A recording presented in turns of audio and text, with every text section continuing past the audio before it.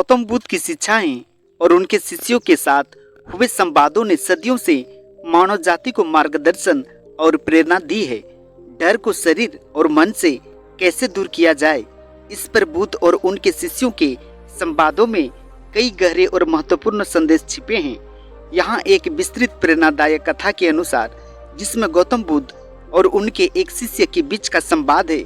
जी हाँ मित्रों, कहानी का शीर्षक है डर को अपने शरीर से दूर कैसे करें। जी हाँ मित्रों, आप लोगों का हमारा चैनल बुद्धा विजुअलाइजिंग में दिल से स्वागत है। अगर कहानी वीडियो पसंद लगे तो चैनल को जरूर सब्सक्राइब कीजिएगा। जी हाँ, आइए एक प्यारा सा मोटिवेशनल कहानी का शुभारंभ करते हैं। ओम बुद्धाय नमः। डर एक स्वाभाविक भाव है जो सभी प्राणियों में होता है। यह मनुष्य के अस्तित्व का एक हिस्सा है और यह किसी भी संभावित खतरे या अज्ञात से उत्पन्न होता है। हालांकि गौतम बुद्ध ने अपने अनुयायियों को सिखाया कि डर का सही रूप से सामना करना और उससे पार करना कैसे संभव है। डर को केवल बाहरी रूप से नहीं बल्कि आंतरिक रूप से भी समझने की आवश्यकता है। यह कथा इसी सिद्धांत को लेकर चलती है। जी हाँ, एक दिन गौतम बुद्ध अपने शिष्यों के साथ एक छोटे से गांव के पास से गुजर रहे थे। चारों ओर घने जंगल थे और शाम हो रही थी।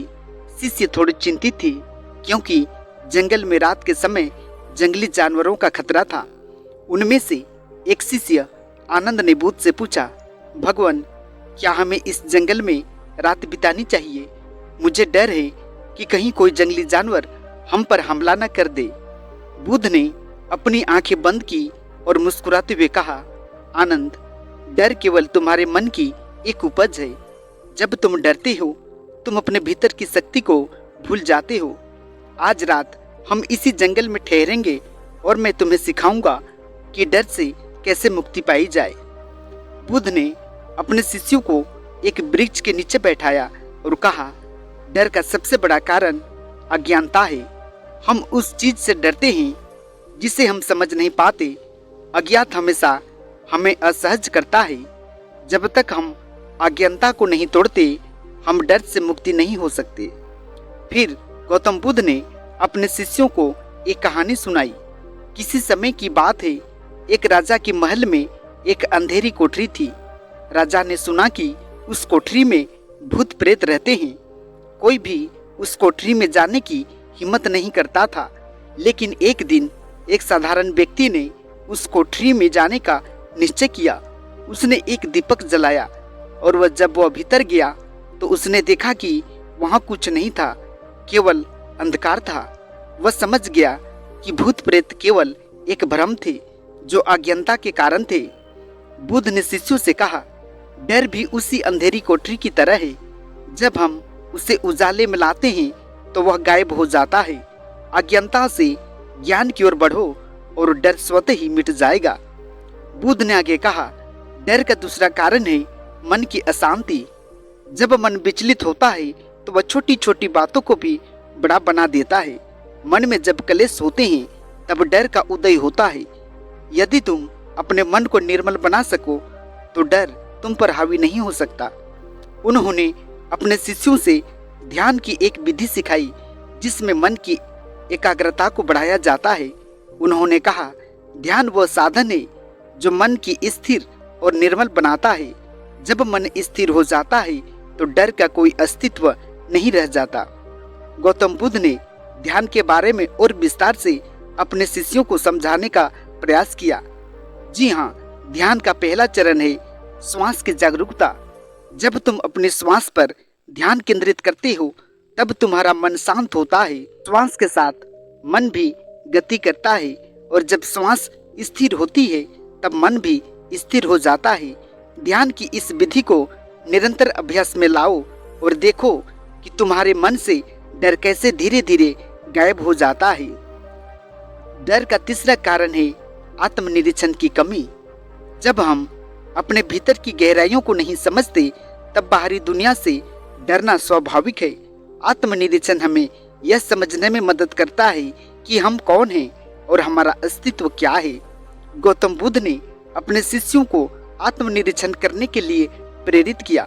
उन्होंने कहा, जब तुम आत्मनिरीक्षण करते हो तो तुम अपने भीतर के भय को पहचान सकते हो। यह भय तुम्हारे अपने विचारों और विश्वासों से उत्पन्न होता है। जब तुम इसे समझ लेते हो तो तुम उससे मुक्ति पा सकते हो। आत्मनिरीक्षण की प्रक्रिया को समझाते हुए गौतम बुद्ध ने कहा, यह ध्यान से अलग नहीं है। आत्मनिरीक्षण वह साधन है जिसके द्वारा तुम अपने मन और शरीर के बारे में गहराई से समझ सकते हो। जब तुम अपने भय के स्रोत को समझते हो तब तुम उसे दूर कर सकते हो। बुद्ध ने अपने शिष्यों को वर्तमान क्षण में जीने का महत्व भी बताया। उन्होंने कहा, डर का एक और कारण है भविष्य की चिंता।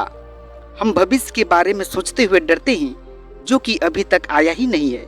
हम वर्तमान में नहीं जीते और इसी कारण हमारा मन हमेशा डर और चिंता से भरा रहता है।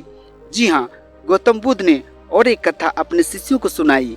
एक बार एक व्यक्ति को जंगल में एक शेर का सामना करना पड़ा। शेर उस पर हमला करने ही वाला था। तभी वह व्यक्ति एक पेड़ पर चढ़ गया और खुद को बचा लिया। लेकिन पेड़ पर चढ़ते ही उसने देखा कि एक सांप उसके पास ही लटका हुआ है। वह व्यक्ति डर के मारे कांपने लगा।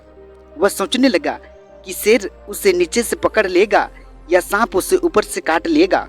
वह इतने डर में डूब गया कि उसे यह भी ध्यान नहीं रहा कि उसने अभी तक कुछ भी नुकसान नहीं उठाया है। उसके डर ने उसे इतना जकड़ लिया कि उसने अपना संतुलन खो दिया और पेड़ से गिर गया। जी हाँ, गौतम बुद्ध ने इस कथा के माध्यम से यह समझाया कि जब हम भविष्य की चिंताओं में डूब जाते हैं तो हम अपना वर्तमान भी खो देते हैं। वर्तमान में जीना हमें डर से मुक्त करता है। जब हम वर्तमान में ध्यान केंद्रित करते हैं तो हमें भविष्य की चिंता और अतीत की पीड़ा से मुक्ति मिलती है। डर का सबसे गहरा कारण है अहंकार। जब हम अपने अहंकार से जुड़ जाते हैं तब हमें अपनी पहचान खोने का डर सताने लगता है। अहंकार हमें यह सोचने पर मजबूर करता है कि हम कुछ विशेष हैं, और जब हमें लगता है कि हम उसी विशेषता को खो देंगे तो डर उत्पन्न होता है। बुद्ध ने अपने शिष्यों से कहा, अहंकार का त्याग ही सच्ची मुक्ति है। जब तुम अपने अहंकार को त्याग देते हो तब तुम्हारे पास खोने के लिए कुछ भी नहीं होता, और जब खोने के लिए कुछ नहीं होता तो डर का कोई स्थान नहीं रहता। अहंकार से मुक्ति पाकर तुम डर से भी मुक्ति हो सकते हो। गौतम बुद्ध ने इस प्रकार अपने शिष्यों को डर से मुक्त होने के 5 चरण बताए। अज्ञानता को ज्ञान से मिटाना, मन को निर्मल करना, आत्मनिरीक्षण करना, वर्तमान क्षण में जीना और अहंकार का त्याग करना। इन 5 चरणों का पालन करके कोई भी इंसान, कोई भी व्यक्ति अपने जीवन से डर को दूर कर सकता है। आनंद और अन्य शिष्य इस संवाद से बहुत प्रेरित हुए।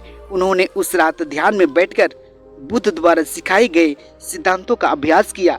धीरे धीरे उनका डर खत्म हो गया और वे समझ गए कि डर केवल मन की एक उपज है जिसे सही ज्ञान और अभ्यास से मिटाया जा सकता है। जी हाँ मित्रों, ये कहानी हम लोगों को ये शिक्षा देती है कि डर का सामना करना ही उसका समाधान है, और बुद्ध के द्वारा सिखाई गई ध्यान और आत्मनिरीक्षण की विधियां हमें डर से हमेशा के लिए मुक्त कर सकती है। जी हाँ मित्रों, आज का प्यारा सा मोटिवेशनल कहानी वीडियो आप लोगों को कैसी लगी? मुझे उम्मीद है आप लोगों को जरूर पसंद आया होगा। जी हाँ, वैसे दर्शक बंधु से मेरा अनुरोध है कि अभी तक हमारे चैनल में आकर हमारे चैनल को सब्सक्राइब नहीं किए हैं, फटाफट हमारे चैनल को सब्सक्राइब करें और साथ ही बेल आइकन को ऑन करें ताकि हमारे चैनल के हर एक नई वीडियो का नोटिफिकेशन सबसे पहले आप तक पहुंच पाए। जी हाँ मित्रों, आज का कहानी वीडियो में इतना ही। आप लोगों को बहुत बहुत धन्यवाद। नमस्कार।